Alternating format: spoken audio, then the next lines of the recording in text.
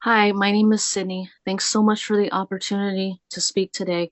I am calling to greatly encourage you, or I should say, urge you to support the Bay Delta Plan and reject the voluntary agreements. We cannot afford to allow bad actors to take unlimited amounts of water from an already stressed area like the Delta.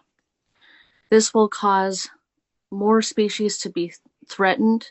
It will make the area more toxic and more concentrated. It will also make the area drier.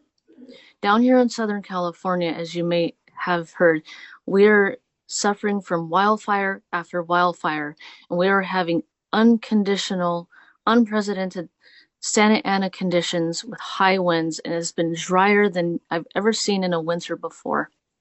If we allow too much water to be taken out of one area for the sake of profit hungry people or whoever you want to call it, that area may then be prone to massive wildfires in a drought stricken time due to the unstable climate that we're all facing, or I should say the climate emergency.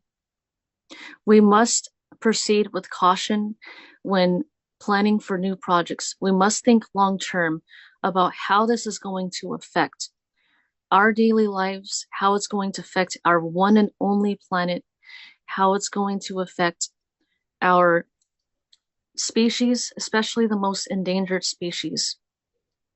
And we must ensure that communities, especially vulnerable communities, communities of color, low income, and indigenous people, have enough water to survive and thrive and have a voice in what goes on in our world, in our country, and in our communities. And we must fight against the Trump administration's dedication to go full blown on anti-environmentalism. Trump has stated about thinking that climate change is a hoax. It's really not a hoax.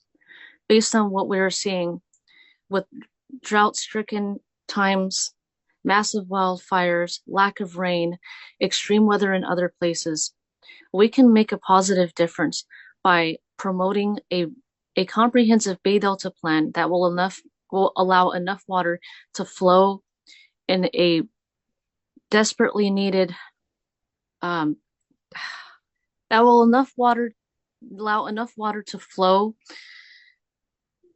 in an area that is so desperately needed for protection. And we must reject proceeding the Delta Tunnel, especially since it may not be ready or may not be built until like 2055, when we do not know how the climate is going to be. So please do the right thing, think long term, and help protect the Bay Delta by rejecting the voluntary agreements and supporting the Bay Delta plan. We could also preserve more areas by um, promoting more rain harvesting, spreading grounds, and infrastructure that will help absorb our water that we get from the little rain that we get. Um, it has been said several years ago that we may experience 10% less rain than we usually do in the wet months, which is quite a lot. So if we invest in more water conservation, more water recycling, we'll have to rely less on places like the Delta, places like the